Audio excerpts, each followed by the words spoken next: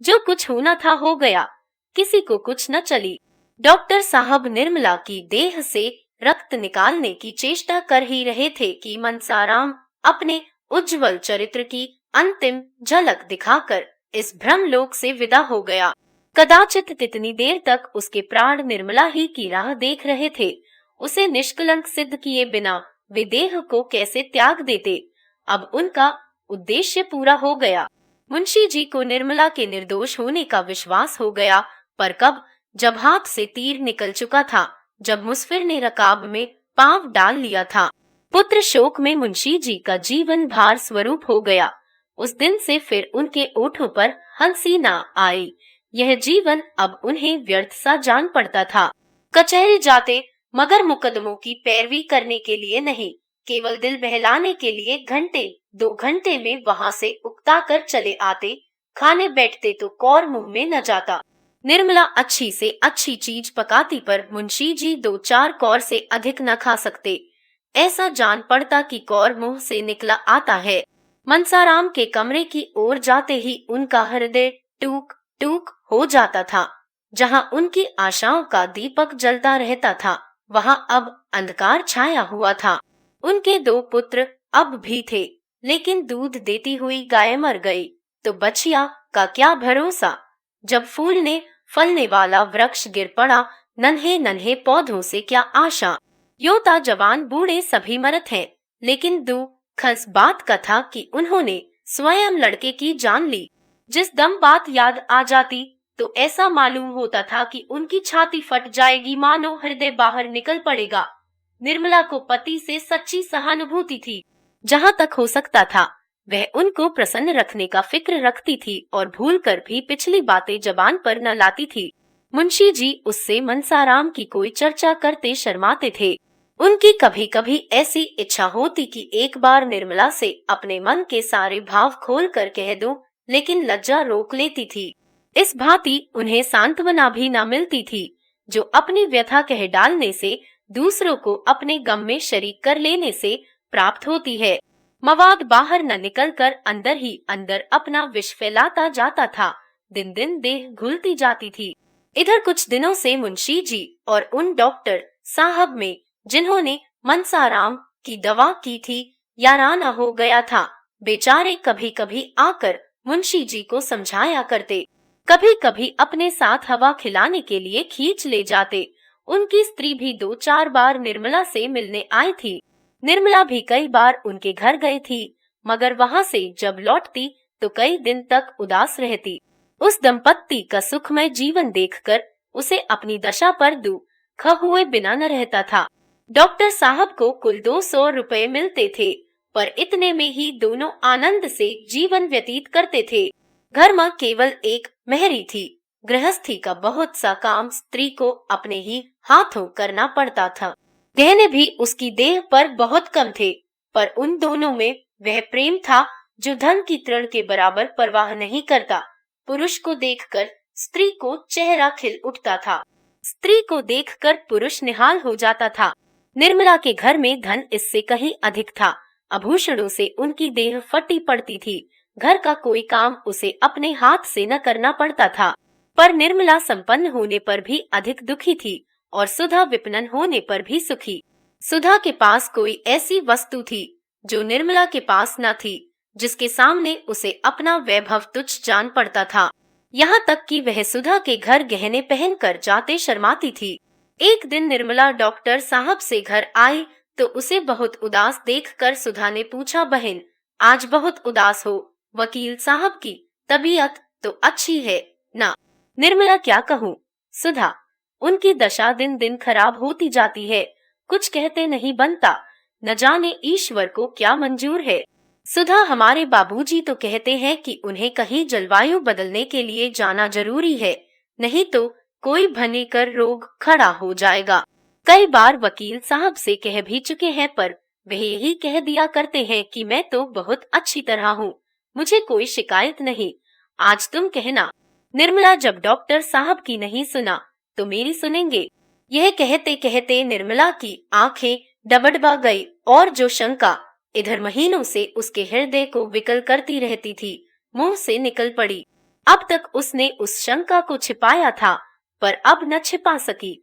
बोली, बहन मुझे लक्षण खुद अच्छे नहीं मालूम होते, देखे भगवान क्या करते हैं। साधु तुम आज उनसे खूब जोर देकर कहना कि कहीं जलवायु बदलने चाहिए। 2-4 महीने बाहर रहने से बहुत सी बातें भूल जाएंगी। मैं तो समझती हूँ शायद मकान बदलने से भी उनका शौक कुछ कम हो जाएगा। तुम कहीं बाहर जा भी न सकोगी। यह कौन सा महीना है निर्मला? 8वां महीना बीत रहा है। यह चिंता तो मुझे और भी मारे डालती है। मैंने तो इसके लिए ईश्वर से कभी प्रार्थना न की थी। यह बला मेरे सिर न जाने क्यों मर दी। मैं बड़ी अभागिनी हूँ। बहन, विवाह के 1 महीने पहले पिताजी का देहांत हो गया। उनके मरते ही मेरे सिर शनिचर सवार हुए। जहाँ पहले विवाह की बातचीत पक्की हुई थी, उन लोगों ने आंखें फेर ली। बेचारी अम्मा को हार कर मेरा विवाह यहाँ करना पड़ा। अब छोटी बहन का विवाह होने वाला है। देखें उसकी नाव किस घाट जाती है। असुधा जहाँ पहले विवाह की बातचीत हुई थी, उन लोगों ने इनकार क्यों कर दिया? निर्मला, यह तो वे ही जाने। पिताजी न रहे तो सोने की गठरी कौन देता? सुधा, यह ता नीचता है। कहाँ के रहने वाले थे? निर्मला, लखनऊ के। नाम तो याद नहीं। आबकारी के कोई बड़े अफसर थे। सुधा ने गंभीरा भाव से पूछा। और उनका लड़का क्या करता था? निर्मला, कुछ नहीं, कहीं पढ़ता था, पर बड़ा होनहार था। सुधा ने सिर नीचा करके कहा। उसने अपने पिता से कुछ न कहा था। वह तो जवान था, अपने बाप को दबा न सकता था। निर्मला, अब यह मैं क्या जानूं बहन। सोने की गठरी किसे प्यारी नहीं होती। जो पंडित मेरे यहाँ से संदेश लेकर गया था, उसने तो कहा था कि लड़का ही इनकार कर रहा है। लड़के की माँ अलबत्ता देवी थी। उसने पुत्र और पति दोनों ही को समझाया, पर उसकी कुछ न चली। सुधा, मैं तो उस लड़के को पाती तो खूब आड़े हाथों लेती। निर्मला, मरे भाग्य में जो लिखा था वह हो चुका। बेचारी कृष्णा पर न जाने क्या बीतेगी। संध्या समय निर्मला ने जाने के बाद जब डॉक्टर साहब बाहर से आए तो सुधा ने कहा, क्यों जी, तुम उस आदमी का क्या कहोगे जो एक जगह विवाह ठीक कर लेने बाद फिर लोभवश किसी दूसरी जगह? डॉक्टर सिन्हा ने स्त्री की ओर कुतूहल से देखकर कहा, ऐसा नहीं करना चाहिए। और क्या? सुधा, यह क्यों नहीं कहते कि ये घोर नीचता है, पहले सिरे का कमीनापन है। सिन्हा, हाँ, यह कहने में भी मुझे इनकार नहीं। सुधा, किसका अपराध बड़ा है, वर का या वर के पिता का? सिन्हा की समझ में अभी तक नहीं आया कि सुधा के इन प्रश्नों का आशय क्या है। विस्मय से बोले, जैसी स्थिति हो, अगर वह पिता का अधीन हो तो पिता का ही अपराध समझो। सुधा, अधीन होने पर भी क्या जवान आदमी का अपना कोई कर्तव्य नहीं है? अगर उसे अपने लिए नए कोट की जरूरत हो तो वह पिता के विरोध करने पर भी उसे रो धो कर बनवा लेता है। क्या ऐसे महत्व के विषय में वह अपनी आवाज पिता के कानों तक नहीं पहुंचा सकता? यह कहो कि वह और उसका पिता दोनों अपराधी हैं, परंतु वर अधिक। बूढ़ा आदमी सोचता है, मुझे तो सारा खर्च संभालना पड़ेगा, कन्या पक्ष से जितना ऐंठ सकूं उतना ही अच्छा। मगर वर का धर्म है कि यदि वह स्वार्थ के हाथों बिल्कुल बिक नहीं गया है तो अपने आत्मबल का परिचय दे। अगर वह ऐसा नहीं करता तो मैं कहूंगी कि वह लोभी है और कायर भी। दुर्भाग्यवश ऐसा ही एक प्राणी मेरा पति है और मेरी समझ में नहीं आता कि किन शब्दों में उसका तिरस्कार करूं।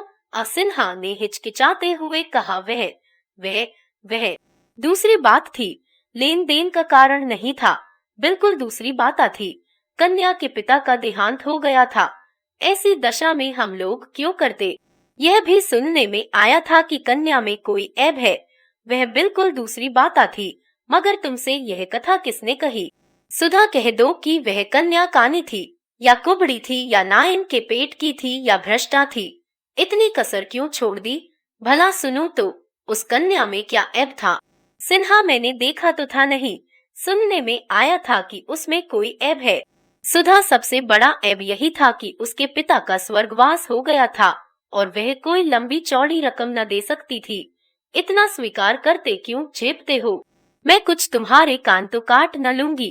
अगर 2-4 फिक्रे कहूँ तो इस कान से सुनकर उस कान से उड़ा देना। ज्यादा ची चपड़ करूं तो छड़ी से काम ले सकते हो। औरत जात डंडे ही से ठीक रहती है। अगर उस कन्या में कोई ऐब था तो मैं कहूंगी लक्ष्मी भी बेऐब नहीं, तुम्हारी खोटी थी बस। और क्या, तुम्हें तो मेरे पाले पड़ना था। सिन्हा, तुमसे किसने कहा कि वह ऐसी थी वैसी थी? जैसे तुमने किसी से सुनकर मान लिया। सुधा, मैंने सुनकर नहीं मान लिया, अपनी आंखों देखा।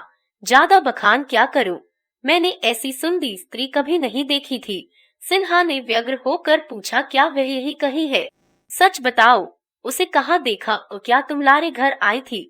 सुधा, हाँ, मेरे घर में आई थी, और एक बार नहीं कई बार आ चुकी है। मैं भी उसके यहाँ कई बार जा चुकी हूँ। वकील साहब के बीवी वही कन्या है जिसे आपने ऐबों के कारण त्याग दिया। सिन्हा, सच? और सुधा, बिल्कुल सच। आज अगर उसे मालूम हो जाए कि आप वही महापुरुष हैं, तो शायद फिर इस घर में कदम न रखे। ऐसी सुशीला, घर के कामों में ऐसी निपुण और ऐसी परम सुंदरी स्त्री इस शहर में दो ही चार होंगी। तुम मेरा बखान करते हो, मैं उसकी लौंडी बनने के योग्य भी नहीं हूँ। घर में ईश्वर का दिया हुआ सब कुछ है, मगर जब प्राणी ही मेल क्या नहीं, तो और सब रहकर क्या करेगा? धन्य है उसके धैर्य को कि उस बुढ़े खूसट वकील के साथ जीवन के दिन काट रही है। मैंने तो कब का जहर खा लिया होता, मगर मन की व्यथा कहने से ही थोड़े प्रकट होती है। हंसती है, बोलती है, गहने कपड़े पहनती है, पर रोया रोया राया करता है। सिन्हा, वकील साहब की खूब शिकायत करती होगी। सुधा, शिकायत क्यों करेगी? क्या वह उसके पति नहीं है? संसार में अब उसके लिए जो कुछ है, वकील साहब, वह बुढ़े हो या रोगी, पर है तो उसके स्वामी ही। कुलवंती स्त्रियां पति की निंदा नहीं करती, यह कुलटाओं का काम है। वह उनकी दशा देखकर कुड़ती है, पर मुंह से कुछा नहीं कहती।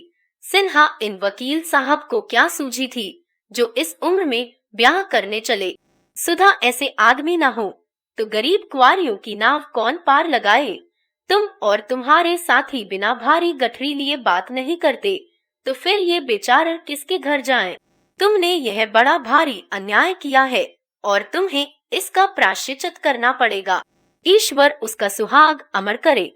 लेकिन वकील साहब को कहीं कुछ हो गया तो बेचारी का जीवन ही नष्ट हो जाएगा। आज तो वह बहुत रोती थी। तुम लोग सचमुच बड़े निर्दयी हो। मैं तो अपने सोहन का विवाह किसी गरीब लड़की से करूंगी। डॉक्टर साहब ने यह पिछला वाक्या नहीं सुना। वह घोर चिंता में पड़ गए। उनके मन में यह प्रश्न उठ उठकर उन्हें विकल करने लगा, कहीं वकील साहब को कुछ हो गया तो? आज उन्हें अपने स्वार्थ का भयंकर स्वरूप दिखाई दिया। वास्तव में यह उन्हीं का अपराध था।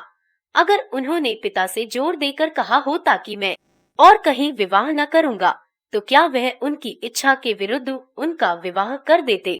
सहसा सुधा ने कहा, कहो तो कल निर्मला से तुम्हारी मुलाकात करा दूं, वह भी जरा तुम्हारी सूरत देख ले। वह कुछ बोलगी तो नहीं, पर कदाचित एक दृष्टि से वह तुम्हारा इतना तिरस्कार कर देगी जिसे तुम कभी न भूल सकोगे। बोलो, कल मिला दूं। तुम्हारा बहुत संक्षिप्त परिचय भी करा दूंगी। सिन्हा ने कहा, नहीं सुधा, तुम्हारे हाथ जोड़ता हूँ, कहीं ऐसा गजब न करना, नहीं तो सच कहता हूँ घर छोड़कर भाग जाऊंगा। सुधा, जो कांटा बोया है उसका फल खाते क्यों इतना डरते हो? जिसकी गर्दन पर कटार चलाई है, जरा उसे तड़पते भी तो देखो। मेरे दादाजी ने 5,000 दिए ना, अभी छोटे भाई के विवाह में 5-6 हजार और मिल जाएंगे। फिर तो तुम्हारे बराबर धनी संसार में कोई दूसरा न होगा। 11,000 बहुत होते हैं, बाप रे बाप। और 11,000 उठा उठा कर रखने लगे तो महीनों लग जाएं, अगर लड़के उड़ाने लगे तो पीढ़ियों तक चले। कहीं से बात हो रही है या नहीं? इस परिहास से डॉक्टर साहब इतना झेपे कि सिर तक न उठा सके। उनका सारा वाक चातुर्य गायब हो गया। नन्हा सा मुंह निकल आया, मानो मार पड़ गई हो। इसी वक्त किसी डॉक्टर साहब को बाहर से पुकारा। बेचारे जान लेकर भागे। स्त्री कितनी परिहास कुशल होती है, इसका आज परिचय मिल गया। रात को डॉक्टर साहब शयन करते हुए सुधा से बोले, निर्मला की तो कोई बहन है ना? सुधा, हाँ, आज उसकी चर्चा तो करती थी। इसकी चिंता अभी से सवार हो रही है।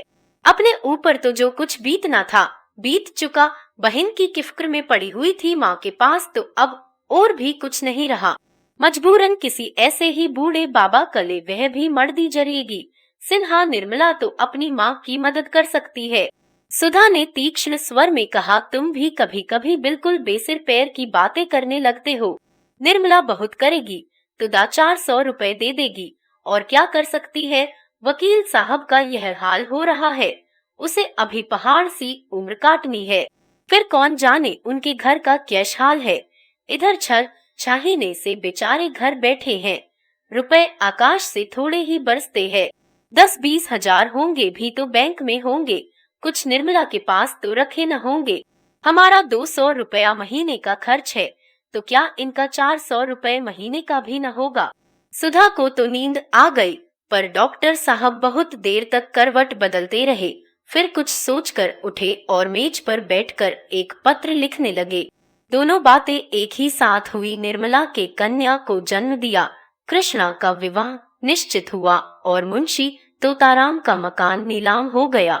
कन्या का जन्म तो साधारण बात थी, यद्यपि निर्मला की दृष्टि में यह उसके जीवन की सबसे महान घटना थी, लेकिन शेष दोनों घटनाएं असाधारण थी। कृष्णा का विवाह ऐसे संपन्न घराने में क्यों कर ठीक हुआ। उसकी माता के पास तो दहेज के नाम को कौड़ी भी न थी, और इधर बूढ़े सिन्हा साहब जो अब पेंशन लेकर घर आ गए थे, बिरादरी महालों भी मशहूर थे। वह अपने पुत्र का विवाह ऐसे दरिद्र घराने में करने पर कैसे राजी हुए, किसी को सहसा विश्वास न आता था। इससे भी बड़ आश्चर्य की बात मुंशी जी के मकान का नीलाम होना था। लोग मुंशी जी को अगर लखपति नहीं तो बड़ा आदमी अवश्य समझते थे। उनका मकान कैसे नीलाम हुआ। बात यह थी कि मुंशी जी ने एक महाजन से कुछ रुपए कर्ज लेकर एक गांव रहेन रखा था। उन्हें आशा थी कि 7-8 साल में यह रुपए पाट देंगे, फिर 10-5 साल में उस गांव पर कब्जा कर लेंगे। वह जमींदार असल और सूद के कुल रुपए अदा करने में असमर्थ हो जाएगा। इसी भरोसे पर मुंशी जी ने यह मामला किया था। गांव बेहुद बड़ा था, 400-500 रुपए नफा होता था, लेकिन मन की सोची मन ही में रह गई। मुंशी जी दिल को बहुत समझाने पर भी कचहरी न जा सके। पुत्र शोक ने उन्मन कोई काम करने की शक्ति ही नहीं छोड़ी। कौन ऐसा हृदय शून्य पिता है जो पुत्र की गर्दन पर तलवार चलाकर चित्त को शांत कर ले। महाजन के पास जब साल भर तक सूद न पहुंचा और न उसके बार बार बुलाने पर मुंशी जी उसके पास गए, यहाँ तक कि पिछली बार उन्होंने साफ साफ कही दिया कि हम किसी के गुलाम नहीं हैं, साहू जी जो चाहे करें। तब साहू जी को गुस्सा आ गया, उसने नालिश कर दी। मुंशी जी पैरवी करने भी न गए। एकाएक डिग्री हो गई। यहाँ घर में रुपए कहाँ रखे थे। इतने ही दिनों में मुंशी जी की साख भी उठ गई थी। वह रुपए का कोई प्रबंध न कर सके। आखिर मकान नीलाम पर चढ़ गया। निर्मला सौर में थी। यह खबर सुनी तो कलेजा सनसा हो गया। जीवन में कोई सुख न होने पर भी धनाभाव की चिंताओं से मुक्त थी। धन मानव जीवन में अगर सर्वप्रधान वस्तु नहीं तो वह उसके बहुत निकट की वस्तु अवश्य है। अब और अभावों के साथ यह चिंता भी उसके सिर सवार हुई। उसे दाई द्वारा कहला भेजा, मेरे सब गहने बेचकर घर को बचा लीजिए। लेकिन मुंशी जी ने यह प्रस्ताव किसी तरह स्वीकार न किया। उस दिन से मुंशी जी और भी चिंताग्रस्त रहने लगे। जिस धन का सुख भोगने के लिए उन्होंने विवाह किया था, वह अब अतीत की स्मृति मात्र था। वह मारे ग्लानि कब निर्मला को अपना मुंह तक न दिखा सकते। उन्हें अब उस अन्याय का अनुमान हो रहा था जो उन्होंने निर्मला के साथ किया था, और कन्या के जन्म ने तो रही सही कसर भी पूरी कर दी, सर्वनाश ही कर डाला। 12वें दिन सौर से निकलकर निर्मला नवजात शिशु को गोद लिए पति के पास गई। वह इस अभाव में भी इतनी प्रसन्न थी मानो उसे कोई चिंता नहीं है। बालिका को हृदय से लगार वह अपनी सारी चिंताएं संभूल गई थी। शिशु के विकसित और हर्ष प्रदीप्त नेत्रों को देखकर उसका हृदय प्रफुल्लित हो रहा था। मातृत्व के इस उद्गार में उसके सारे क्लेश विलीन हो गए थे। वह शिशु को पति की गोद में देकर निहाल हो जाना चाहती थी, लेकिन मुंशी जी कन्या को देखकर सहम उठे। गोद लेने के लिए उनका हृदय हुलसा नहीं, पर उन्होंने एक बार उसे करुण नेत्रों से देखा और फिर सिर झुका लिया। शिशु की सूरत मनसाराम से बिल्कुल मिलती थी। निर्मला ने उसके मन का भाव और ही समझा। उसने शतगुण स्नेह से लड़की को हृदय से लगा लिया, मानो उनसे कह रही है, अगर तुम इसके बोझ से दबे जाते हो तो आज से मैं इस पर तुम्हार साया भी नहीं पड़ने दूंगी।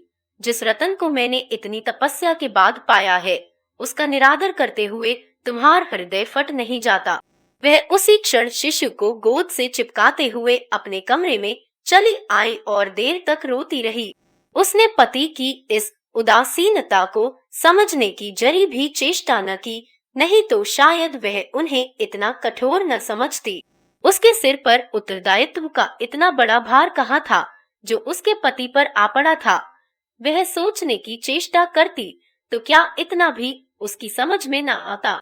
मुंशी जी को एक ही क्षण में अपनी भूल मालूम हो गई। माता का हृदय प्रेम में इतना अनुरक्त रहता है कि भविष्य की चिंता और बाधाएं उसे जरा भी भयभीत नहीं करती। उसे अपने अंतःकरण में एक अलौकिक शक्ति का अनुभव होता है जो बाधाओं को उनके सामने परास्त कर देती है। मुंशी जी दौड़े हुए घर में आए और शिशु को गोद में लेकर बोले, मुझे याद आती है, मनसा भी ऐसा ही था, बिल्कुल ऐसा ही। निर्मला दीदी जी भी तो यही कहती है। मुंशी जी बिल्कुल वही बड़ी बड़ी आंखें और लाल लाल ओंठ हैं। ईश्वर ने मुझे मेरा मनसाराम इस रूप में दे दिया। वही माथा है, वही मुंह, वही हाथ पांव। ईश्वर तुम्हारी लीला अपार है। सहसा रुक्मिणी भी आ गई। मुंशी जी को देखते ही बोली, देखो बाबू, मनसाराम है कि नहीं, वही आया है। कोई लाख कहे मैं ना मानूंगी, साफ मनसाराम है। साल भर के लगभग ही भी तो गया। मुंशी जी बहन, एक एक अंग तो मिलता है। बस भगवान ने मुझे मेरा मनसाराम दे दिया। शिशु से, क्यों री, तू मनसाराम ही है, छोड़कर जाने का नाम न लेना, नहीं फिर खींच लाऊंगा। कैसे निष्ठुर होकर भागे थे, आखिर पकड़ लाया कि नहीं? बस कह दिया, अब मुझे छोड़कर जाने का नाम न लेना। देखो बहन कैसी टुकुर टुकुर ताक रही है। उसी क्षण मुंशी जी ने फिर से अभिलाषाओं का भवन बनाना शुरू कर दिया। मोह ने उन्हें फिर संसार की ओर खींचा। मानव जीवन तू इतना क्षणभंगुर है, पर तेरी कल्पनाएं कितनी दीर्घालु। ओ वही तोताराम जो संसार से विरक्त हो रहे थे, जो रात दिन मृत्यु का आवाहन किया करते थे, तिनके का सहारा पाकर तट पर पहुंचने के लिए पूरी शक्ति से हाथ पांव मार रहे हैं, मगर तिनके का सहारा पाकर कोई तट पर पहुंचा है?